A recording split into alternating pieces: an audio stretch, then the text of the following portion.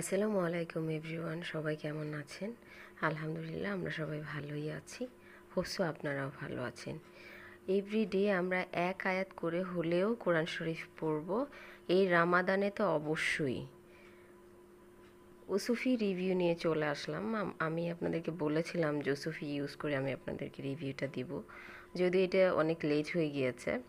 আমি আসলে ওসুফিটা ফুল ইউজ করিনি, দেখতে পাচ্ছেন, মানে এতটুকু ইউজ করেছি, খুবই অল্প পোর্শন।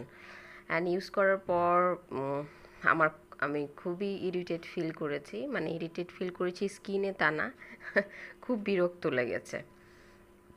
অ্যান্ড আমি এটার হাফটুকু ফেলে দিচ্ছি যে এটা আপনাদেরকে আমি একটু দেখাবো। আমি আসলে একদমই স্যাটিসফাইড না ওসুফির ব্যাপারে। আমি বলবো না যে আমার স্কিনে র্যাশ হয়েছে, পিম্পলস হয়ে গিয়েছে, ব্ল্যাক হয়ে গিয়েছে, ব্লা ব্লা ব্লা, এমন কিছুই আমার স্কিনে হয়নি। বাট আমার কাছে মনে হয়েছে প্রোডাক্ট অরিজিনাল না। বিকজ একটা সিরাম যখন স্কিনে দেওয়া হয়, আমার স্কিন যেহেতু অয়েল বেসড স্কিন, এটার কিন্তু এই যে কোলাজেনগুলো আমি যখন ধরেছি এগুলো খুব সফটলি মানে গলে গিয়েছে।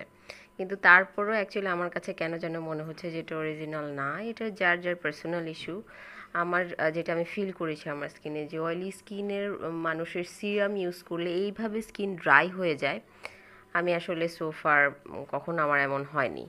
তো এই জায়গাটা থেকে আমি ফিল করছি যে সিরামের যেই আসলে বেনিফিটসগুলো আমি পাইনি। এই যে আমি সিরামের হাফটুকু ফেলে দিচ্ছি। অ্যান্ড আমার কাছে আমি আসলেই একদমই স্যাটিসফাইড না। 1000 টাকা টোটালটাই আমি আমার জলে গিয়েছে। হ্যাঁ, আমি এখন আর এটা ইউজ করি না, এমনিই রেখে দিয়েছি। সো আপনাদেরকে আমি বলবো যে যদি ওসুফি নিতে চান তাহলে এই জিনিসটা মাথায় রেখেই নিতে হবে, যে একটু যে বেশ পরিমাণে ড্রাই স্কিনের জন্য আমি জানি না কেমন হবে, আমার অয়েলি স্কিনের জন্য আমার ভালো লাগেনি। Thank you.